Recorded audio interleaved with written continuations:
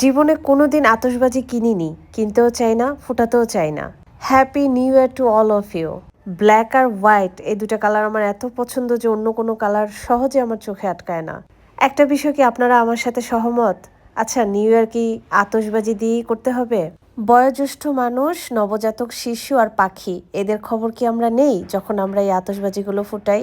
New ইয়ারের পরের দিন আমরা কত নিউজ পাই শিশুদের নিয়ে, বয়োজ্যেষ্ঠদের নিয়ে। পরদিন কত পাখি রাস্তায় পড়ে থাকে। আমার নিউ ইয়ারটা বড়ই সাদামাটা। আমি অতিরঞ্জিত কোনো কিছুই না নিজে পছন্দ করি, না নিজের জন্য করি, না পরিবারের জন্য করি।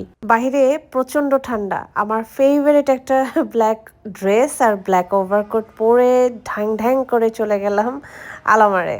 আমার এই ভিডিওটা কোনো জ্ঞান দেওয়া ভিডিও না। আসলে পরের দিন সকালে ঘুম থেকে উঠে এত নিউজ দেখতে পাই, তখন না খুব খারাপ লাগে। নতুন বছরের সৃষ্টিকর্তার কাছে আমার একটাই চাওয়া, সেটা হলো সুস্থতা আর প্রাণ ভরে বেঁচে থাকা। বেঁচে থাকার যে আনন্দ আর নিজেকে ভালোবাসা, এর চেয়ে বড় প্রাপ্তি আর কিছু হতে পারে না।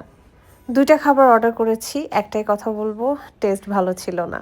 আলামারে কম বেশি সবগুলো আইটেম আমার খাওয়া হয়েছে, তাই আমি ওদের আগের টেস্ট আর এখনকার টেস্টে পার্থক্যটা বুঝতে পারছি। আগে রুটিগুলো থিকনেসটা একটু বেশি ছিল, এখন এত পাতলা করে ফেলছে। আর খাপসা অর্ডার করেছিলাম, খাপসার টেস্টটাও একদমই ভালো ছিল না। খাপসাটা যেহেতু আমাদের দেশি খাবার না, তাই বাংলাদেশে কেউই খাপসাটা ভালোভাবে রান্না করতে পারে না।